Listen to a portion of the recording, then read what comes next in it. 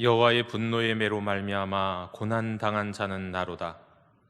나를 이끌어 어둠 안에 걸어가게 하시고 비단에서 걸어가지 못하게 하셨으며 종일토록 손을 들어 자주자주 나를 치시는도다. 나의 살과 가죽을 쇠하게 하시며 나의 뼈들을 꺾으셨고 고통과 수고를 쌓아 나를 애우셨으며 나를 어둠 속에 살게 하시기를 죽은 지 오랜 자 같게 하셨도다. 나를 둘러서서 나가지 못하게 하시고 내 사슬을 무겁게 하셨으며 내가 부르짖어 도움을 구하나 내 기도를 물리치시며 다듬은 돌을 쌓아 내 길들을 막으사 내 길들을 굽게 하셨도다. 아멘.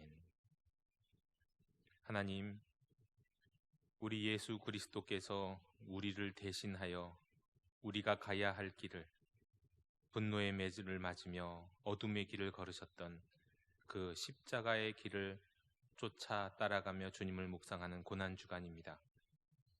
이 고난주간에 또 제3일 한복판의 날에 수요 기도회로 모였습니다. 우리가 온라인을 통하여 함께 모여 예배 드립니다. 이 시간에 말씀하여 주옵시고 우리의 찬양과 기도 가운데 주님의 길을 따르는 저희들의 삶이 될 수 있도록 인도해 주시옵소서. 저희들 연약하지만 하나님께서 저희에게 은혜를 주시면 주님의 길을 쫓을 수 있는 줄로 믿습니다. 부족한 저희들 주님의 제자로 삼아주시고 주께서 부르신 길을 한 걸음 한 걸음 나아가는 이 시간 되도록 함께해 주시옵소서. 예수 그리스도 이름으로 기도드립니다. 아멘. 우리 다 함께 찬송가 143장 부르시겠습니다.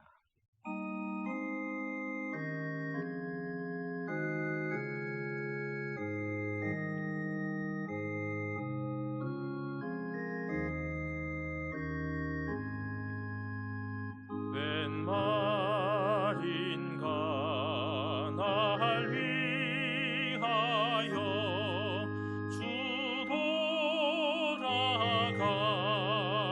돌아가셨나 이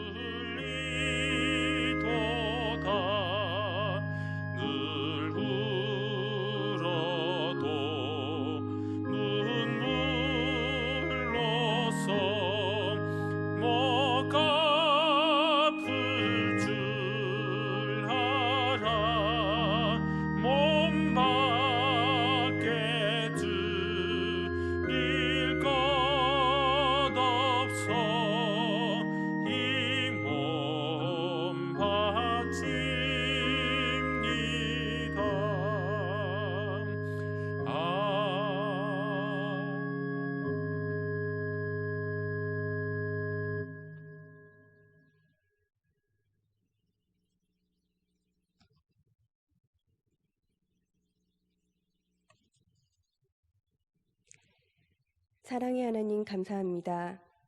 오늘도 주님 앞에 나와 이렇게 예배드리게 하여 주심을 감사드립니다. 지난 한 주를 돌아보며 부족한 행동과 말과 생각을 돌아봅니다. 말씀대로 살겠다 고백하고 말씀대로 양육하겠다 맹세했으며 말씀대로 행하겠다 다짐했으나 그러지 못했던 시간을 돌아봅니다. 코로나로 인해 세상이 멈추었다 생각했던 지난날, 교회에 모여 예배드릴 수 없음에 불안하고 떨기만 했던 우리의 모습을 기억합니다. 사랑과 긍휼의 하나님, 무한한 사랑으로 저희의 부족함을 어루만져 주시고 저희의 죄를 용서하여 주시옵소서. 이제는 두려움과 걱정을 버리고 기도로 나아가길 원합니다. 모든 성도들의 마음의 평안과 치유를 위해 기도드립니다. 성단 파도같이 모난 마음이 일어날 때 그 파도를 잠재우시고 삶의 어려운 고비들을 무탈하게 이겨내며 오직 우리의 든든한 후원자 주를 찬양하고 기도하며 이 어려움을 이겨낼 수 있기를 믿고 기도로 간구하길 기도드립니다. 그리스도인으로서 이웃과 지역에 힘이 되길 원합니다. 전염병으로 지친 이웃에게 성도들이 앞장서서 말씀대로 살아가는 삶을 보여주도록 그 안에서 기쁨의 나눔을 행할 수 있도록 해주시길 기도드립니다. 바라옵건대 코로나로 인해 어려움을 겪는 지역의 이웃들, 나라의 국민들이 그 슬픔을 넘고 용기와 믿음으로 극복할 수 있도록 기도드립니다. 특별히 가족의 건강이 좋지 않아서 병원 진료를 다니거나 입원해 있는 사람들의 몸과 마음이 지치지 않도록 지탱해 주시옵고 아픈 자들은 회복되어 건강한 삶을 살 수 있도록 보살펴 주시옵소서. 몸과 마음이 아픈 세계의 많은 사람들에게 근심과 괴로움 대신 주님의 크신 은혜와 복으로 채워 주시옵소서. 그들이 믿음으로 살아가는 주님의 자녀가 되게 하옵소서. 학교가 개학했는데 학교에 가지 못하고 집에서 온라인 수업을 하는 많은 학생들에게 불편함 없이 수업을 듣고 집중할 수 있도록 능력을 주시옵고 특히 어린아이들, 어르신들, 임산부들이 건강히 지낼 수 있도록 그 곁을 지켜주시옵소서. 전염병이 없어지길, 일상의 소중함을 다시 찾길 기도드립니다. 우리에게 주어진 모든 것들이 주님의 영광만이 드러나게 하옵소서. 우리의 죄로 인한 주님의 십자가의 보혈을 기억합니다. 그리고 고백합니다. 주님을 사랑합니다.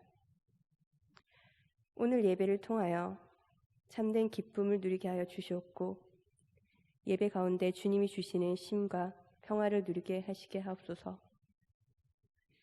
말씀 전하는 박경원 목사님과도 함께하여 주셔서 하나님의 말씀을 전할 수 있도록 은혜 내려주시길 원합니다. 감사드리며 우리 주 예수 그리스도의 이름으로 기도드렸습니다. 아멘.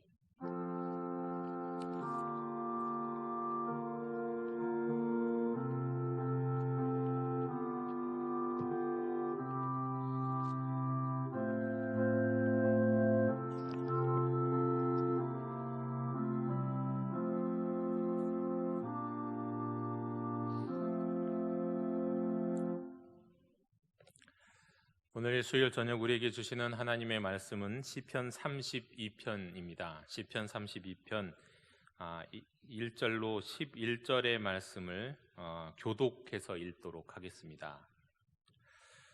허물의 사함을 받고 자신의 죄가 가려진 자는 복이 있도다.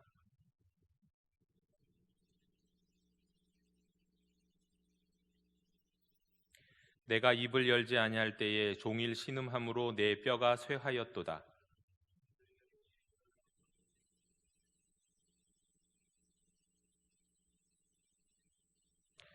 내가 이르기를 내 허물을 여호와께 자복하리라 하고 주께 내 죄를 아뢰고 내 죄악을 숨기지 아니하였더니 곧 주께서 내 죄악을 사하셨나이다.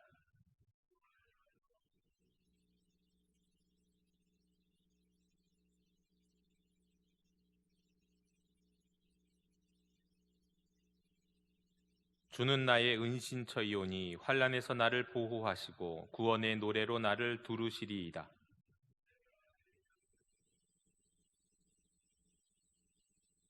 너희는 무지한 말이나 노새같이 되지 말지어다. 그것들은 재갈과 굴레로 단속하지 아니하면 너희에게 가까이 가지 아니하리로다.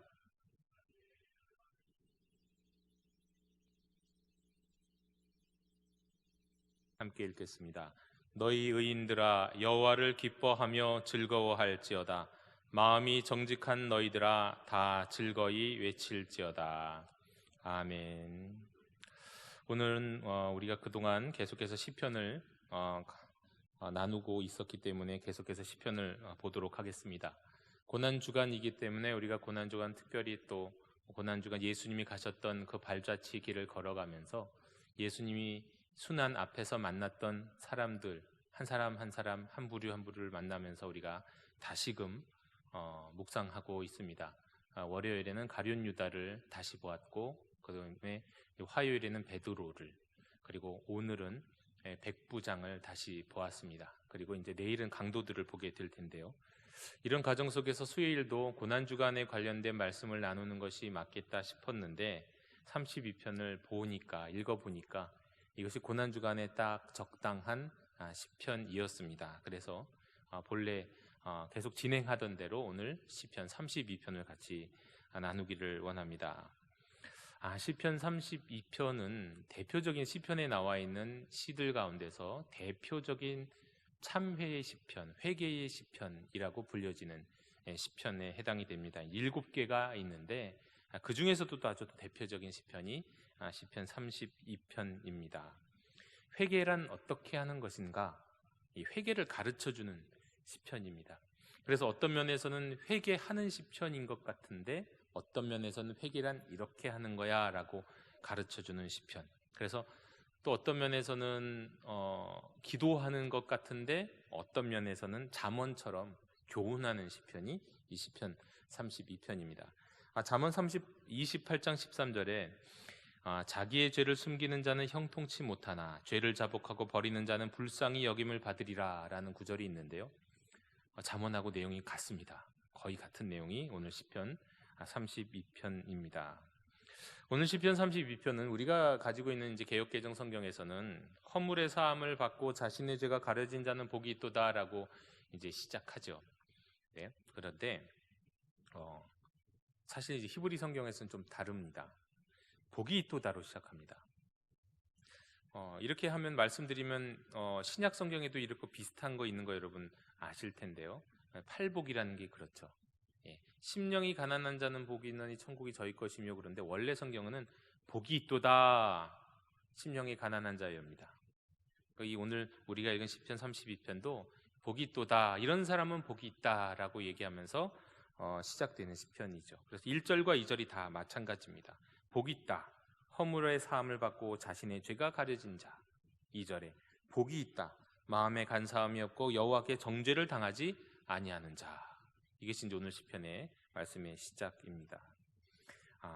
이 죄를 용서받는다는 것, 허물이 사함을 받고 죄가 가려진다는 게 이게 굉장한 복이라고 지금 선언하고 시작하는 겁니다. 네. 그만큼 복이 있는 겁니다. 죄가 가려지는 것, 죄가 용서를 받는 것, 회개하는 것 말이죠.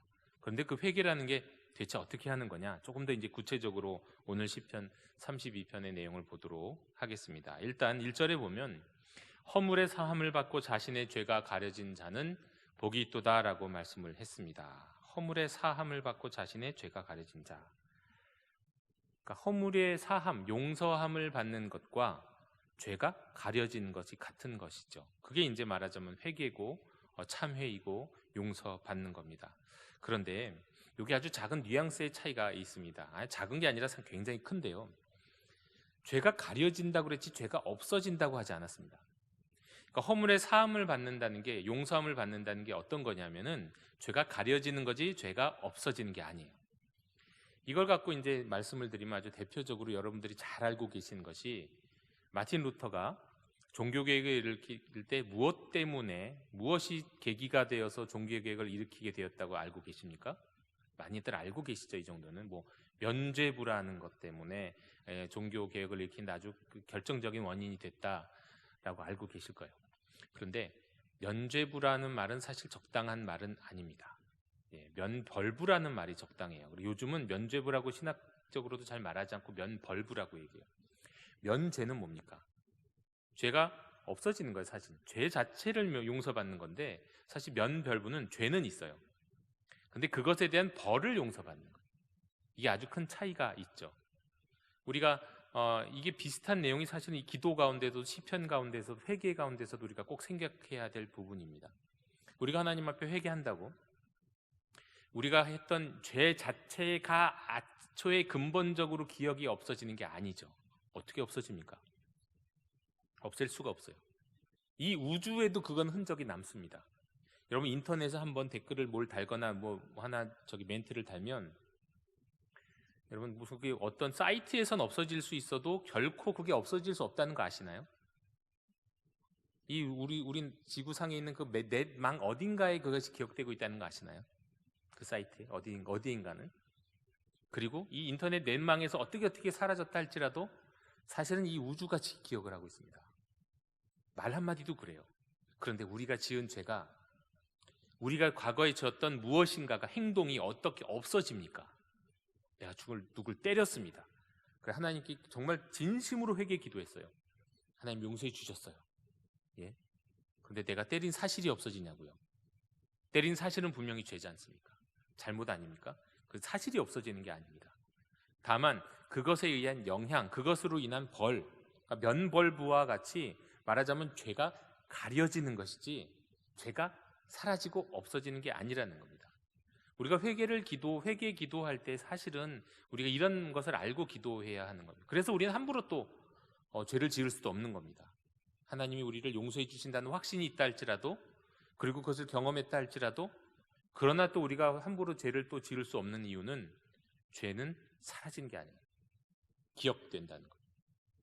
그런데 하나님께 그것을 고백하면 하나님이 가려 주신다. 마치 없는 것처럼, 마치 누구도 찾을 수 없게 하는 것처럼. 예를 들면은 막 그냥 누군가 탐정을 고용하고 뭐 그렇게 뒷조사하는 사람들도 있다면서요. 그리고 막 뒷조사를 하기 하고 뭐 또 여러 가지 은행 계좌나 인터넷 계좌를 다 지어서 정상적으로 사업하는 사람도 이 불법을 저지른 사람으로 만들 수도 있는 세상이 돼버렸잖아요. 그런데 그런 세상에서도 아무리 그렇다 할지라도 하나님께 죄를 고백하고 그래서 하나님이 용서해 주시면 하나님이 가려주신다는 거예요. 하나님이 가려주시면 누가 그걸 찾아내겠습니까? 하나님이 가려주시면 누가 그걸 갖고 시비를 걸겠습니까? 그러니까 죄 용서받는다는 의미에서 우리가 이것은 한 가지는 꼭 기억해야 되는 겁니다. 허물의 사함을 받고 자신의 죄가 가려진 자, 죄 용서는 죄가 가려진 것입니다. 죄가 없는 게 아닙니다. 자, 이것과 관련돼서 사도 바울이 바로 이것 때문에 믿음으로 구원받는다, 이신칭의, 믿음으로 의롭다 칭함을 받는다고 하는 그 말씀을 하기 위해서 로마서에서 이 시편 32편을 이용하는데, 로마서 4장 7절과 8절에 보면 이 부분을 이렇게 인용하고 있습니다. 불법이 사함을 받고 죄가 가려짐을 받는 사람들은 복이 있고 주께서 그 죄를 인정하지 아니하실 사람은 복이 있도다 함과 같으니라. 바로 이 부분을 인용한 말씀이죠. 그러니까 이신칭의도 마찬가지죠. 믿음으로 의롭게 되는데 존재 자체가 이인이 되는 게 아니에요. 그것과는 좀 다르다는 거예요. 왜요? 우리가 지은 행동과 악한 일들이 온 우주 만물이 기억하고 있는데 어떻게 존재 자체가 의인이 됩니까? 그러나 하나님이 의롭다 칭하시고 하나님이 의롭다고 선언하신다는 거예요. 마치 하나님이 의의 옷을 입혀주시는 것, 그것이 이신칭의이죠. 그것이 오늘 회개와도 관련되는 내용인 겁니다. 회개도 마찬가지라는 겁니다. 자, 2절을 좀 보겠습니다. 2절에 보면 또 이 회개가 무엇이냐, 용서가 무엇이냐, 마음에 간사함이 없고 여호와께 정죄를 당하지 아니하는 자는 복이 있도다 그랬습니다. 복이 있도다, 마음이 간사하지 않은 사람. 그럼 간사하다는 건 뭘까요? 여기서 말씀하는 간사함이라고 하는 것은 자기가 지은 죄가 있는데 이 죄에 대해서 다른 사람에 대해서나 하나님께 속이는 사람이에요. 내가 죄가 있는 죄가 없는 것처럼 행동하는 사람이 그러니까 간사한 사람인 겁니다. 근데 그런 사람은 어떻게 된다는 겁니까? 그렇지 간사함이 없는 사람은 여호와께 정죄를 당하지 않으니까 간사하는 사람은 어떻게 된다는 거예요? 여호와께 정죄를 당한다. 말하자면 심판을 당한다. 그 죄의 결과를 열매 책임을 져야 된다. 이런 말씀인 거죠. 그러니까 우리는 이 간사함에 대해서 우리 인간 자체가 내 자신이 어떤 존재인지에 대해서 잘 생각해 볼 필요가 있습니다. 여러분, 우리는 정말 간사한 사람입니다. 기본적으로 인간은 간사합니다. 기독교에서는 사람이 죄인이라고 얘기하죠. 똑같은 얘기예요. 죄인이라는 말은 간사하다는 말과 같은 말이에요. 간사하다는 얘기는 자기가 죄인이면서 죄인인 거를 숨기는 거잖아요. 죄인이 아닌 것처럼, 죄 짓지 않은 것처럼, 사람에게 대해서도 하나님께 대해서도. 그 죄인인 우리는 어쩔 수 없이 그 죄인이기 때문에 또 간사할 수밖에 없는 거죠. 그런데 그 마음에 간사함이 없는 사람, 결국 이건 무슨 얘기입니까? 내가 지은 죄를 다 고백한 사람은 여호와께 정죄를 당하지 않는다는 겁니다. 그러므로 회개가 필요하다는 겁니다.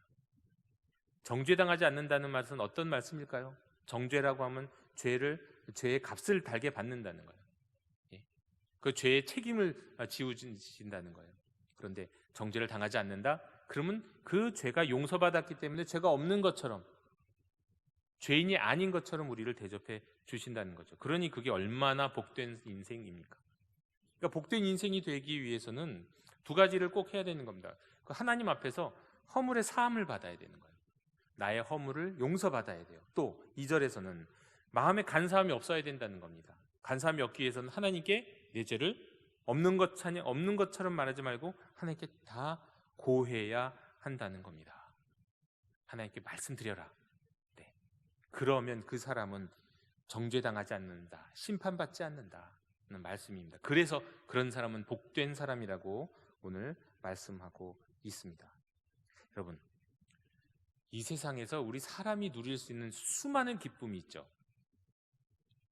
여러분 인생 가운데 가장 큰 경험을 하셨던 기쁨이 무엇이 있으십니까? 여러분 제일 원했던 그 일이 이루어졌을 때 정말 기쁜 일들 있으시죠? 또 뭐 자녀들이 나를 기쁘게 하는 경우들이 있죠. 자식들이 행복하게 하고, 뭐 상을 받아와도 기쁠 수 있고, 정말 부모를 사랑하는 모습을 보여줘도 기쁠 수 있고, 또 소소한 기쁨을 누리는 일들도 있고, 인생에서 뭔가를 내가 뿌듯하게 성공했을 때도 큰 기쁨을 누리기도 하고, 예전에 2002년 월드컵 때 우리나라 한 번 이길 때마다 얼마나 기뻤습니까? 한 골 넣고 이길 때마다 그냥 온 국민이 자리에서 들썩들썩 일어났지 않습니까? 2002년 월드컵 때 그런 얘기가 있거든요. 우리나라 땅이 꺼졌다고. 하도 사람들이 좋아하고 들썩들썩. 근데 들썩들썩 했다는 거는 정말 기뻤다는 표현이에요. 그 기쁨을 누리지 못했죠. 월드컵 때도. 그리고 우리 인생 가운데도 정말 좋은 일이 있으면 그 기쁨을 누리지 못하는데, 그런 기쁨도 굉장히 행복한 기쁨이고 우리를 즐겁게 해주는 기쁨인데요. 우리 인생을, 우리 존재 자체를 정말 근본적으로 새롭게 빨아낸 것처럼 우리에게 기쁨이 되는 기쁨이 있어요. 이해할 수 없고 정말 이런 기쁨은 정말 어디서도 맛보지 못하는 기쁨이라는 기쁨. 그게 죄의 용서함을 받는 기쁨이에요. 죄 사함의 기쁨. 하나님으로부터 나는 용서받았다라는 기쁨이에요. 이걸 확신하고 이것을 경험한 사람은 정말 세상 어디서도 이런 기쁨이 있을까? 이런 행복이 있을까? 그래서 그 죄에서 용서함 받은 그 기쁨과 그 감격을 갖고 사람들에게 나가서 복음을 전하죠. 이런 기쁨이 없다는 겁니다. 정말 그렇습니다. 우리 그리스도인들은 적어도 인생에 몇 번은 이런 죄 용서함을 받은 기쁨을 누려야 할 필요가 있고요. 그런 체험이 있어야 합니다. 최소한은 한 번은 있어야겠죠. 그러나 또 인생 살다가 우여곡절을 겪고, 그래서 다시 한번 또 하나님 앞에 나 죄인입니다 하고 고백하면서 하나님 앞에 나아가서 또 이제 하나님한테 죄 용서함을 받는 일들을 몇 번 경험할 수도 있겠죠. 적어도 한 번은 하나님이 내 죄를 용서해 주셨다는 이 경험을 할 필요가 있습니다. 이것이 없다고 한다면 사실 우리의 믿음, 내가 정말 하나님 앞에 제대로 온전히 내 죄를 고백한 적이 있었는가를 다시 점검해 볼 필요가 있습니다. 저는 기억하기를 하나님께 정말 밤새서 기도하고 나서 내 죄를 있는 대로 생각나는 대로 하나님 앞에 무릎을 꿇고 나는 죄인입니다, 나의 더러움들을 다 고백하고 그리고 하나님께서 생각나게 하시고 그렇게 기도하고 나서 이제 그 기도하고 나서 산을 내려오는데 세상이 달라 보이는 거죠. 세상이 이런 세상이었구나. 근데 저는 그때 그 마음으로 느꼈던 그 기쁨과 그 편안함과 이걸 잊을 수가 없습니다. 내가 죄 용서함을 받고 죄 사함을 받았다고 하는 그 기쁨 때문에, 그 확신 때문에 정말 세상이 달라졌어요. 이건 그 무엇으로도 누리지 못합니다. 월드컵 때 이겨도 행복했고 제가 정말 간절히 바라던 일이 있었을 때도 저도 막 뛰었어요, 기뻐서. 그러나 그것과는 전혀 질적으로 다른 기쁨, 하나님만이 우리에게 주실 수 있는 기쁨이 있으니 이것이 죄사함의 기쁨인 겁니다. 이것보다 더 행복한 일이 있을까? 그리스도인이라면 반드시 죄사함의 기쁨을 경험할 필요가 있습니다. 지금 오늘 이 죄사함 받는 것만큼 복된 거 없다고 우리 시인이 말씀하잖아요. 이 시인은 이거 아는 거예요. 이 시인은 이걸 경험한 거예요. 내가 죄사함을 받았을 때 얼마나 행복했던가. 그래서 그런 사람이야말로 복되다, 가장 행복한 사람이다, 지금 선언하고 있는 겁니다. 자, 그런데 반면에 이제 3절 4절에 보면 이 시인이 그렇지 않았던 때도 있었습니다.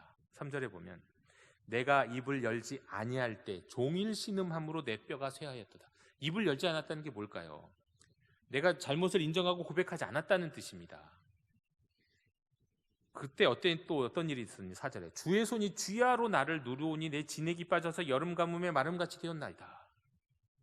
내가 회개하지 않을 때, 하나님 앞에 내 죄를 고백하지 않았을 때 하나님께서 이렇게 하신 거예요, 사실은. 그래서 이 3절 4절에 보면 종일 신음하고 내 진액이 빠져서 여름 가뭄같이 말라버렸다라고 하는 건 사실은 은총인 겁니다. 하나님이 이 시인이 죄사함을 위해서 이 시인이 죄를 고백하도록 인도하신 거니까요. 이게 분명히 고통스러운 것이고 이것이 아픈 과정이었지만, 그러나 그것으로 인해 이 시인은 죄사함을 받을 수 있었으니까요. 자, 그럼 이 3절 4절처럼 사실 내가 회개하지 않았기 때문에 아픈 사람, 내가 회개하지 않아서 내가 정말 여름 가뭄에 마름 같다, 내 뼈가 쇠하였도다, 내가 종일 신음한다, 이렇게 고백하는 사람은 사실 희망이 있는 사람이죠.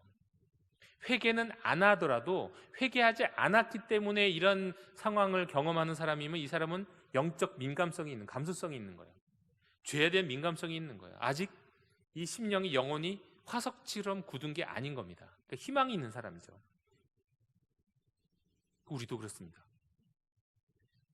내가 죄인인데, 내가 죄를 지었는데, 내가 하나님 앞에 이거 잘못했는데, 내가 하나님과의 관계가 지금 온전하지 못한 것 같은데, 이런 마음과 이런 양심의 자각이 있는 사람이 깨어있는 사람이에요. 그런데 어떤 사람은 본인이 잘못해놓고도 잘못한지도 몰라요.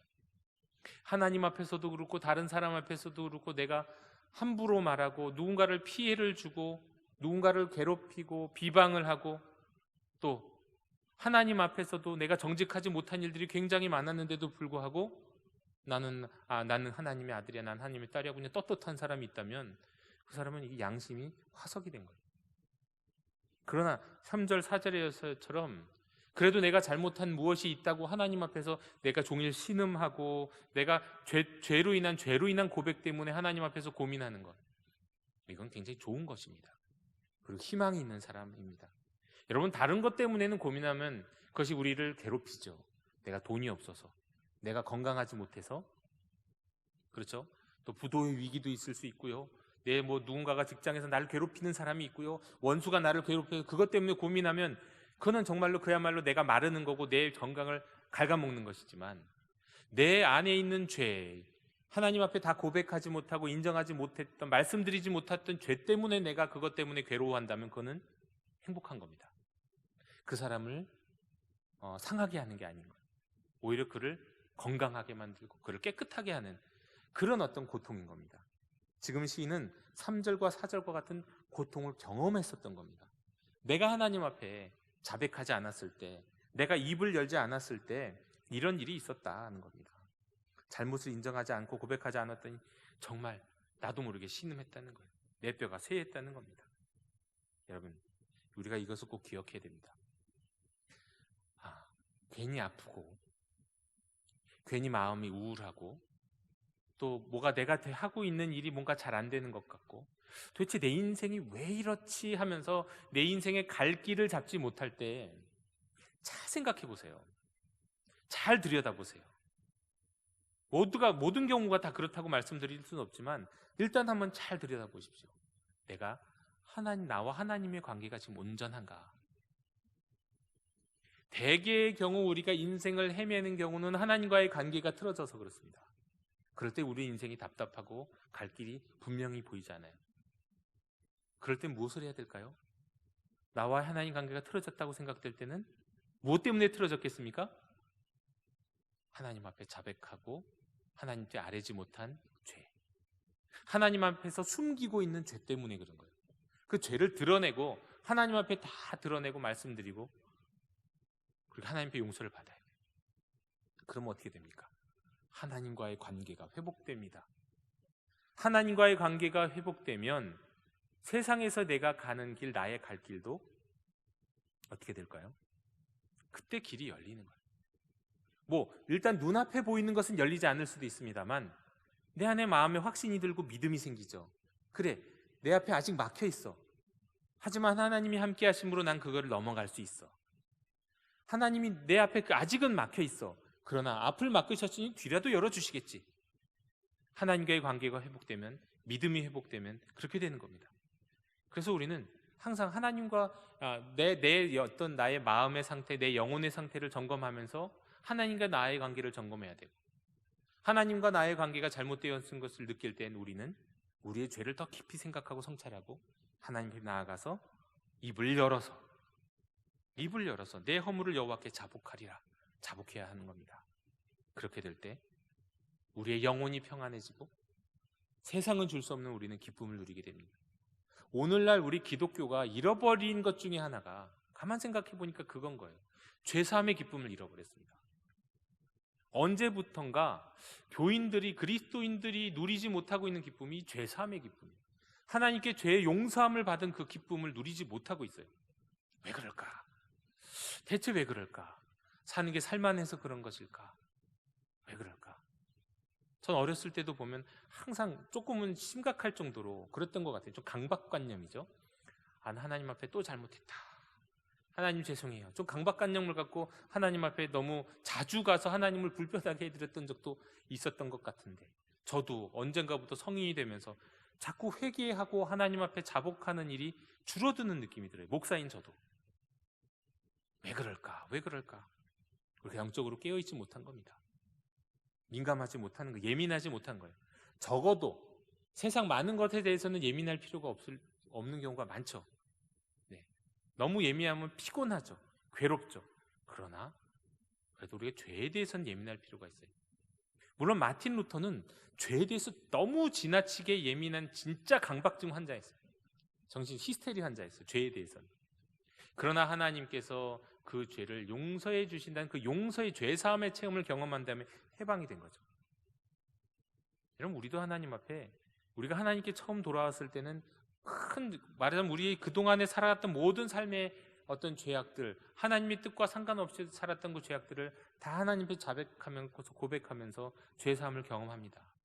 그런데 그 이후에도 살아갈 때도 어느 순간에 보면 우리가 하나님의 자녀라고 하지만 하나님 생각하지 않고 말씀 생각하지 않고 나의 욕심과 나의 원대로 살아갈 때가 자꾸 생깁니다. 그때마다 우리는 다시 한번 영적 감수성, 죄에 대한 감수성을 회복해야 될 필요가 있습니다. 예전의 그리스도인들은 지나치게 예민해서 문제가 많았다면 오늘날 우리 그리스도인과 교회들은 지나치게 불감증, 영적 불감증에 빠져 있어요. 죄에 대한 불감증에 빠져 있어요. 이것이 우리의 모든 영적인 문제, 우리 삶의 모든 문제와 관련되는 겁니다. 시인도 그런 적이 있었죠. 그런데 시인은 하나님의 은혜로 그때 그것을 괴롭게 느꼈어요. 자기 안에 있는 죄로 인해서 괴로움을 느꼈어요. 그러나 그 괴로움을 느끼고 고난당하는 과정 속에서 결국 입을 열게 되었을 때 하나님 그에게 기쁨을 주시고 죄사함의 은혜를 경험하게 하셨습니다. 여러분, 만약에 우리가 끝까지 하나님 앞에서 입을 열지 않으면, 우리가 죄가 있는데도 우리 죄를 하나님 앞에서 드러내지 않고 낯이 나는 죄가 없는 것처럼 그렇게 살아가면 어떻게 될까요? 그 다음의 단계들은 사실 매우 단순합니다. 그 잘못, 그 죄가 그 사람의 존재 일부가 돼버려요. 우리가 하나님 앞에 자백하면, 진심으로 자백하고 나면은 그걸 하나님 앞에 드리면 그것이 우리에게서 떠나가거나 씻겨지거나 하나님은 완벽하게 가려주시는데, 아예 우리 몸의 일부가 돼버리면, 그게 나의 일부가 돼버리면 이건 떼어내기도 어렵거든요. 그래서 자기도 몰라요. 나중에는 이게 정말 잘못인지 죄인지도 몰라요. 그리고는 나의 그 죄가 나의 일부가 돼버린 다음에는 뭐가 될까요? 그게 상처를 주고, 그것이 병직이 되고, 그리고는 그게 문제인지도 모르게 되고, 만성질환처럼, 암처럼 이렇게 돼버리는 거예요. 네. 그러다가도 깨닫고 이것을 하나님 앞에 회개를 하면 되는데, 나중에는 이게 회개하기도 어려울 정도로, 이게 어디까지가 죄고 어디까지는 괜찮은 건지도 구분하기 어려운 정도의 이런 지경에 이르게 되는 거죠. 영적으로 이게 어두워지는 게 바로 그런 경우인 겁니다. 그래서 가능하면 할 수만 있다면 적어도 우리는 하루에 한 번씩 우리 자신을 돌이켜볼 필요가 있죠. 그래서 아침 기도가 다르고 저녁 기도가 달라야 되는 겁니다. 저녁 기도는 내 하루의 삶을 돌이켜보면서 하나님 앞에서 내가 드러나지 않고 내가 하나님 앞에서 지금 숨기고 있는 죄가 있는가, 혹시 내가 누군가에게 잘못한 것이 있었던가, 말 한마디라도 눈빛 하나라도, 또 내가 하나님 앞에서 잘못된 마음을 품고는 있지는 않았던가, 하나님을 등지했던 순간은 없었던가, 하나님을 일부러 외면했던 순간은 없었던가, 어떤 순간이든지 그 순간을 생각하면서 적어도 저녁에는, 저녁 기도 때는 우리가 하나님 앞에 회개할 필요가 있는 겁니다. 우리 기독교의 전통이에요. 그러니까 저녁 기도 때는 회개가 필요한 거죠. 꼭 아침에는 하나님의 도우심을 간구한다면 저녁에는 꼭 회개해라. 자, 5절에 보니까, 5절에 이제 드디어 3절과 4절과 같은 고통을 경험했던 시인은 5절에 경험을 합니다. 내가 이르기를 내 허물을 여호와께 자복하리라 하고 주께 내 죄를 아뢰고 내 죄악을 숨기지 아니하였더니 곧 주께서 내 죄악을 사하셨나이다. 하나님이 용서를 경험해요. 여러분, 어떻게 하나님의 용서를 우리가 어떻게 경험할 수 있을까요? 그냥 알아요. 그냥 알아요. 하나님이 나를 용서하셨구나. 그 마치 하나님이 나를 받아주셨구나, 이런 것과 똑같아요. 하나님이 나를 안아주셨구나. 우리가 부모님한테 뭔가를 잘못했어요. 어렸을 때 부모님한테 잘못했는데 한참 잘못하고 있는데 그걸 막 숨기고 있다가 부모님한테서 그걸 용기를 내서 말씀드렸어요. 부모님이 그 앞에서 화를 낼 수 있죠. 그런데 그 부모님이 그걸 용서해 줬다는 걸 어떻게 느낄까요? 알아요. 그냥 자식은 알아요. 엄마가 나를 용서해 줬구나, 아빠가 나를 용서해 줬구나. 알아요. 그냥 어떤 부모의 어떤 행동과 어떤 말과 어떤 눈빛으로 그냥 알아요. 꼭 어떤 기준이 있는 건 아니지만 하나님이 우리를 용서해 주셨다고 하는 것도 마찬가지입니다. 그냥 알아요. 기준이 있는 건 아닌데 정말 나의 죄를 자박하면 그 내 안에서 오는 기쁨, 깨끗함, 뭔가 황홀함, 자유함, 이것을 통해서 하나님이 내 죄를 용서해 주시는구나 하는 걸 알게 되는 거예요. 지금 시인 5절에서 보니까 그렇게 하나님 앞에서 입을 열지 않고 그냥 나는 죄가 없어라고 막 그냥 버티고 그래서 괴롭다가 결국 5절에 이르러서 내 허물을 여호와께 자복하리라고 결단을 하고 그 다음에 죄를 아뢰고 내 죄악을 숨기지 않고 탁 토설했더니 주님이 내 죄악을 사해 주셨도다. 여러분, 이 5절은 옛날 이 구약 시대에만 해당되는 구절이 아닙니다. 이 5절은 신약에도 마찬가지예요. 오늘날 우리에게도 마찬가지입니다. 우리는 하나님 앞에 자복해야지 결단 날마다 하고, 그리고 하나님께 죄를 아뢰고 죄악을 숨기지 말아야 됩니다. 다 드러내야 되는 거예요. 그런데 깊이 있는 것일수록 사실 드러내기가 어렵죠. 오래된 것일수록 사실 끄집어내기 어려워요. 그냥 내가 오늘 하루 잘못한 거, 이건 좀 이렇게 생각해내기가 쉬울 수 있는데, 근데 이미 내 존재가 돼버린 죄악들이 있어요. 너무너무 깊이 들어가 있는지. 그래서 그게 하나의 어떤 민족의 죄일 수도 있고, 어떤 나라의 죄일 수도 있고, 뭐 어떤 계층의 죄일 수도 있고, 어떤 이념의 죄일 수도 있고, 뭐 그런 것들이 다 있겠지만, 그냥 내 안에 너무너무 깊이 그냥 뼈처럼 그냥 존재가 된 것들, 이거 사실 끄집어내기가 매우 어렵죠. 그러나 그런 것들까지도 다 끄집어냈고 하나님 앞에서 내 죄악을 숨기지 않을 때 그때 누릴 수 있는 그 죄사함의 기쁨이라고 하는 건 그 무엇으로도 무엇과도 비교할 수 없는 기쁨이라는 겁니다. 이렇게 죄악을 숨기지 않고, 그래서 주님이 죄사함을 경험했을 때 사실은 많은 경우에, 모든 경우라고 말씀은 안 드립니다. 많은 경우에 우리의 깊은 우울함, 깊은 절망, 깊은 답답함, 깊은 불안함, 그러니까 많은 경우에요. 모든 경우는 아닙니다. 그런 것들이 제거되고 사라지고 하나님 주시는 자유와 기쁨을 누릴 수 있는 겁니다. 그래서 6절에서 시인은 이 기쁨을 아는 시인은 말합니다. 6절에 이로 말미암아 모든 경건한 자는 주를 만날 기회를 얻어서 주께 기도할지라 진실로 홍수가 범람할지라도 그에게 미치지 못하리로다. 주를 만날 기회를 얻어라는 거예요. 얻어라. 기회를 얻어라. 주일날 제가 말씀드렸던 옥합을 깨뜨렸던 향유옥합을 깨뜨렸던 여인, 힘을 다하여 주님께 다했죠. 그것의 번역에 따라서는 기회를 얻어서 힘을 다했다는 표현이 번역이 되거든요. 그 옥합을 깨뜨렸던 여인처럼 기회를 만나면 그 기회에 이를 놓치지 말고 힘을 다해서 하나님 앞에서 기도하고 회개하라는 거예요. 자백하라는 거예요. 그런데 여기는 이거 기회를 얻어서 힘을 다한다는 얘기는요, 기회가 올 것을 기다리고 있어라 그런 뜻이 아니라요, 기회를 만들어서라도라는 의미입니다. 말하자면 만날 기회를 얻어서라는 건 기회를 만들어서라도 기다리지 말고 적극적으로 하나님 앞에 나 자신의 죄를 고백하라. 오늘 하루 나의 삶을 고백하고 잘못한 지난 돌아왔던 세월 가운데 내 삶에 깊이 뿌리 박혀 있었던 그 마음과 감정과 생각, 내가 절대 버리지 못했던 생각과 절대 버리기 싫어했던 감정과 어떻게 미움도 있겠죠, 원망도 있겠죠. 이런 것들도 다 버려라. 하나님 앞에 다 고백하라. 죄로 고백해라. 그러면 이제 하나님이 용서하심을 경험할 때 우리는 어떻게 됩니까? 자유함을 경험합니다. 그때는 마치 홍수가 범람할지라도, 세상에 그 무엇이 다가와도, 핵폭탄이 터져도 나는 자유하다, 나는 행복하다, 나는 다 이뤘다, 마치 다 이뤘다 하는 것처럼 정말 그 존재의 충만함을 경험하게 되는 겁니다. 그래서 우리가 회개는요, 기회를 얻어서, 기회를 만들어서라도 해야 되는 겁니다. 매일매일, 날마다 말이죠. 그렇게 하나님 앞에 회개한 이 시인이 경험한 것이 있습니다. 고백하는 게 있습니다.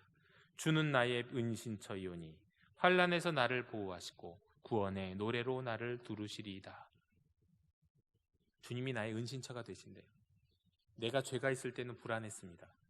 누군가 나를 공격할 것 같았고, 누군가 나를 다리 걸어서 넘어뜨릴 것 같았고, 누가 나를 음해하는 것 같았고, 누군가 내 가는 길을 막는 것 같았고, 사람들이 다 나를 싫어하는 것 같았고, 그럴 수 있죠. 그런데 주님이 나의 은신처가 됐을 때는 그런 모든 나를 불안하게 하는 생각으로부터 우리는 자유하게 되는 겁니다.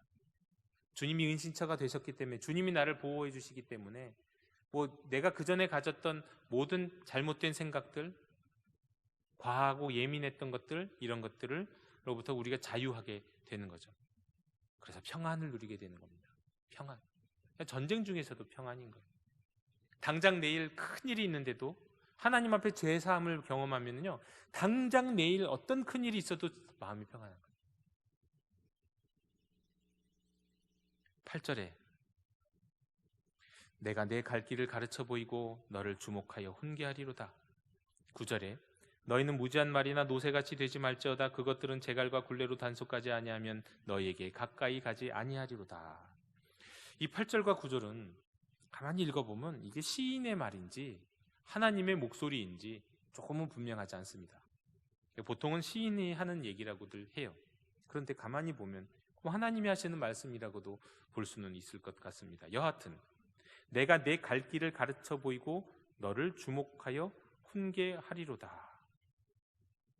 시인이 이런 얘기를 한다는 얘기는 뭡니까? 말하자면 1절과 7절까지의 경험을 갖고 있는 시인이 지금 이 시를 읽는 사람들에게, 듣는 사람에게, 아니면 이 가르침을 받는 사람에게 내가 이런 죄사함의 경험들의 인생의 경험이 있기 때문에 이제 너에게도 네가 하나님 앞에 용서받는 삶을 살 수 있기 위해서, 그 자유함과 그 기쁨을 누리기 위해서 어떻게 해야 되는지 내가 계속해서 너를 주목하면서 가르쳐 주겠다.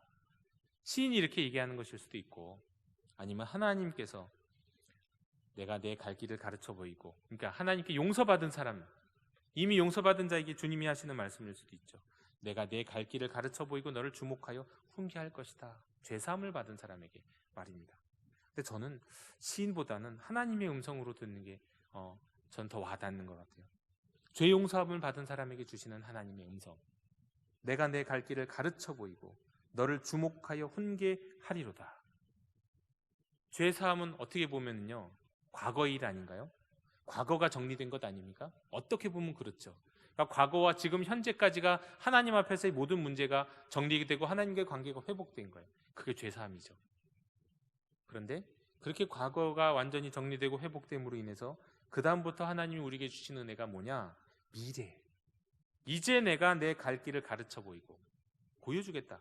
환상으로 보여줄 수도 있고 음성으로 들려주실 수도 있고 너를 주목하여 훈계하겠다. 그러니까 인생에 또 앞으로도 잘못된 길을 가면 이게 채찍을 드실 수도 있다는 말씀이기도 하고요. 또 말씀으로 가르쳐 주시겠다는 의미이기도 하겠죠. 훈계하겠다. 그러니까 죄 용서함을 받고 그 죄 사함의 기쁨을 누려야 그 다음부터 사실은 그 다음부터 영적 양육이 이루어지는 겁니다. 진짜 양육은 그때부터, 성장은 그때부터 이루어지는 거예요. 사실 우리가 교회에서 한 가지 잘못하고 있는 것은 그겁니다. 수많은 교회가 수많은 양육 프로그램들이 있어요. 그런데 정말 하나님 앞에서 완전히 죄사함을 받고 하나님 앞에 정말 드러내지 않은 죄가 없을 만큼 죄사함을 받은 그 죄사함의 기쁨 위에서 그 다음부터 이제 내 자신의 갈 길을 보여주시고 주목하여 훈계하시는 그 하나님의 양육으로 들어가야 되는데, 이런 경험과 체험 없이 그냥 성경만 읽고 성경 나누고 뭐 이런 거 저런 거 배우고 그러면 기초가 기초가 잘못되어 있는 거죠. 네, 흔들리는 기초. 말하자면 언제라도 무너질 수 있는 그 위에 세워져 있는 거죠. 단단하지 않은 거죠. 위기가 오고 어떤 어려움은 그냥 바로 무너지는 겁니다. 그러나 이 죄 사함과 죄 용서 위에 그의 믿음과 인생이 세워져 있는 사람은 흔들리지 않는 겁니다. 그리고 또 중간에는 흔들릴 수 있지만 또 그 체험과 그 경험을 통해서 다시 한번 하나님 앞에 자기 죄를 다 자복하고 다시 한번 설 수 있는 거예요. 기초가 어디 있는지를 아는 거예요. 우리 그리스도는 항상 이 죄 사함의 위에 서 있어야 하는 겁니다. 체험이 왔죠. 이 체험 위에 서서 신앙생활을 해야 되고 거기에서 우리 영적인 성숙이 이루어져야 하는 겁니다.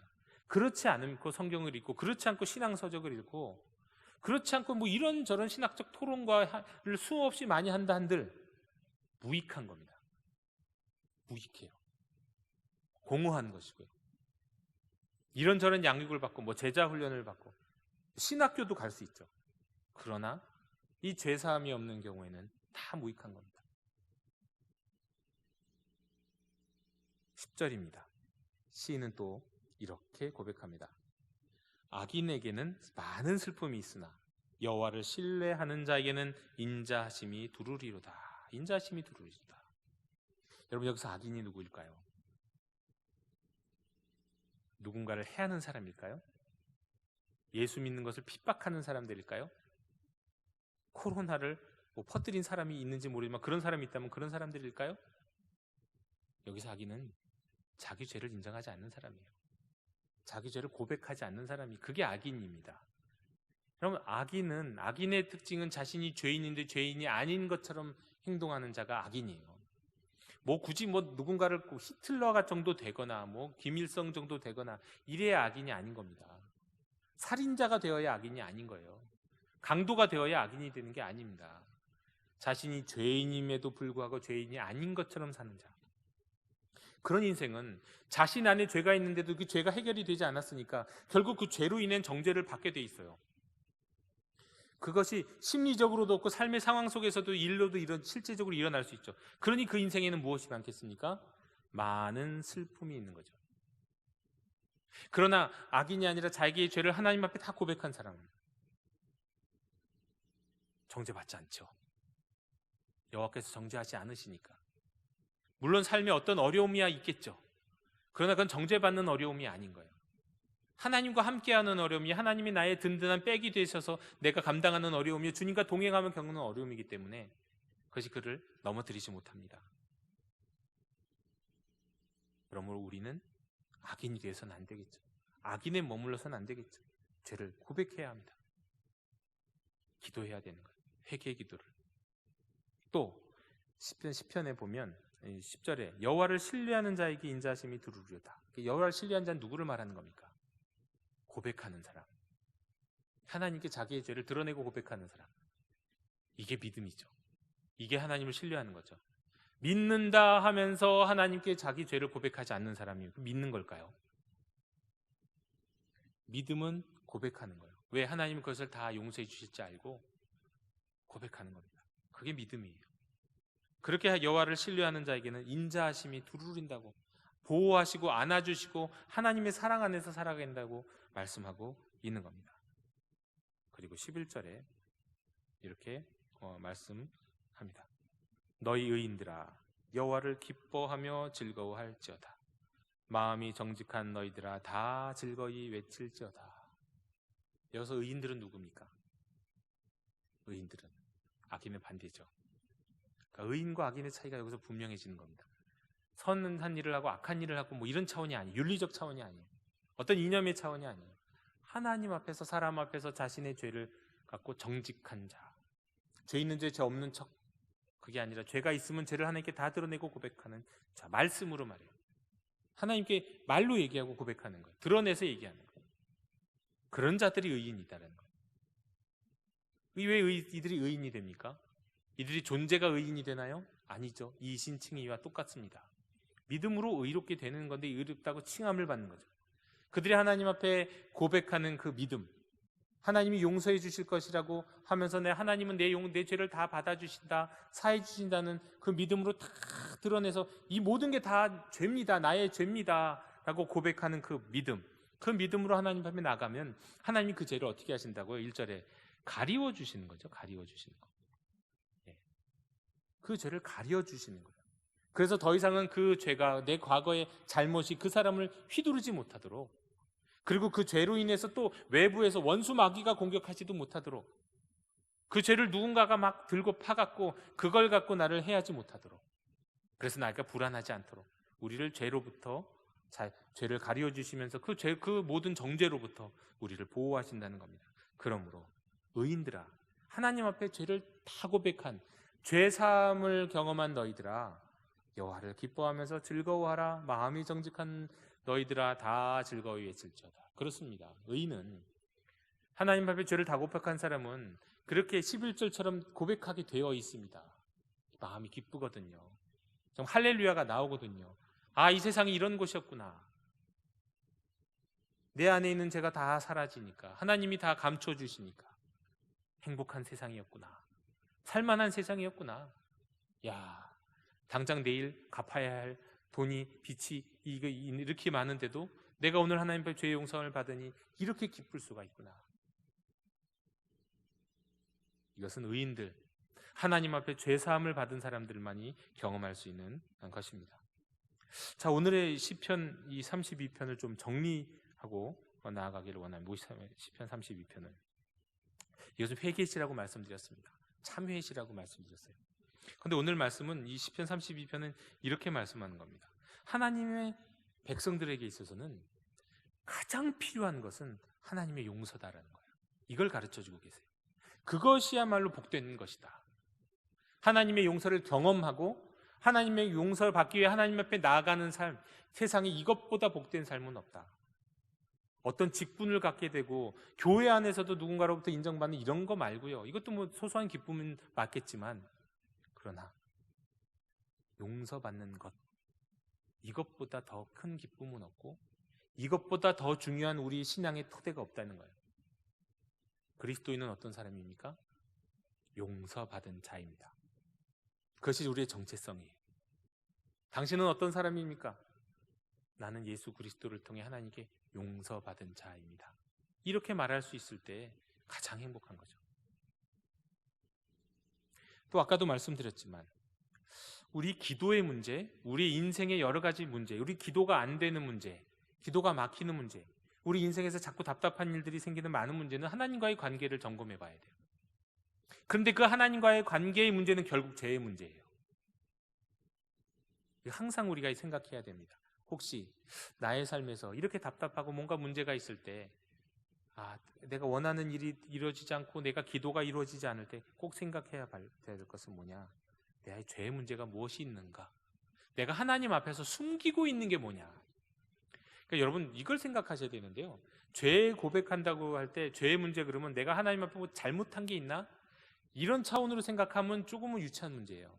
그게 아니라 잘못은 하죠. 우리 인간이 어떻게 하나님 앞에 잘못 없이 살겠습니까? 그런데 숨기고 있는 게 있느냐의 문제예요. 우리 인간은 자꾸 하나님 앞에서 자꾸 숨기고 싶어해요.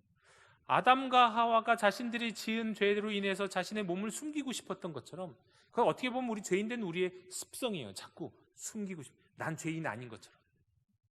그래서 이 죄를 자꾸 숨기고자 할 때 생기는 일 중에 하나가 뭐라고 말씀드렸습니까? 제가 자주 말씀드리죠. 나의 죄를 숨기려고 다른 사람을 미워한다니까요. 그게 집단적으로 민족적으로 혐오로 나타난다니까요. 이주민을 혐오하거나 다른 백성들을, 다른 나라 사람들을 혐오하거나 또 피가 혈통이 다르다고 혐오하고 이런저런 혐오. 이 혐오를 가만히 보면 결국은 자기 안에 있는 죄를 감추기 위한 하나의 모습이에요. 그런데 어느 날부터 교회가 누군가를 혐오하는 것 같은 모습을 보여줘요. 그건 무슨 뜻일까요? 어떤 그리스도인들의 집단이나 모임들이 마치 누구를 혐오하는 듯한 행동을 해요. 왜 그럴까요? 그들 내면에 있는 죄를 숨기는 방식이에요. 그게 집단적으로 나타날 때 혐오로 나타난다는 거죠. 그러므로 우리 기도의 문제, 우리 삶의 문제는 하나님과의 관계의 문제요. 하나님과의 관계의 문제는 죄의 문제요. 죄의 문제는 내가 죄를 저질렀나 저질러지 않느냐의 문제가 아니라 죄를 숨기느냐 드러내느냐의 문제라는 거예요. 하나님 앞에서.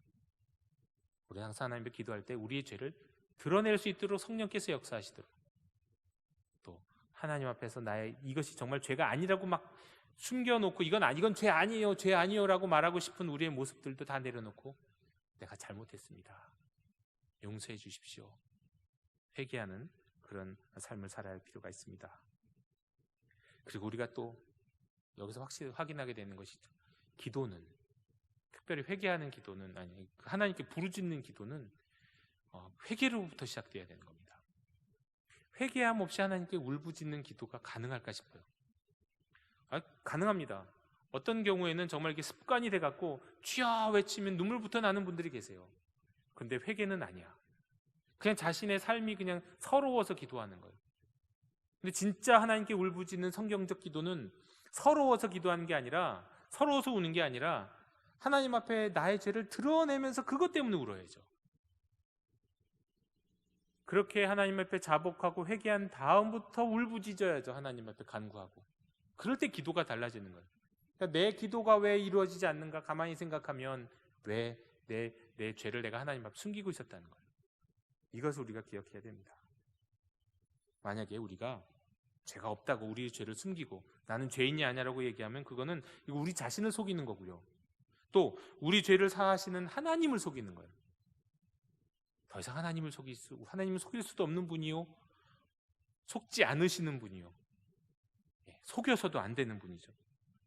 우리가 죄 없다, 나는 모든 면에서 깨끗하다, 나는 모든 면에서 정당하다, 하나님을 거짓말쟁이로 만드는 겁니다. 거의 모든 문제가, 우리 영적인 많은 문제가 여기서부터 시작되는 겁니다. 어거스틴은 이런 말을 했습니다. 스스로의 의로움을 의지하여 하나님 나라에 들어가려 하지 말고 하나님의 자비하심에 의지하여 죄 지으려 하지 말라. 좀 어려운 말인데 이런 말이에요. 그러니까 죄를 내가 고백한다고 스스로 의롭게 여기지 말라는 거예요. 첫 번째는. 많은 경우 우리가 하나님 앞에 나 회개 기도했다, 그리고 나는 의로운 자.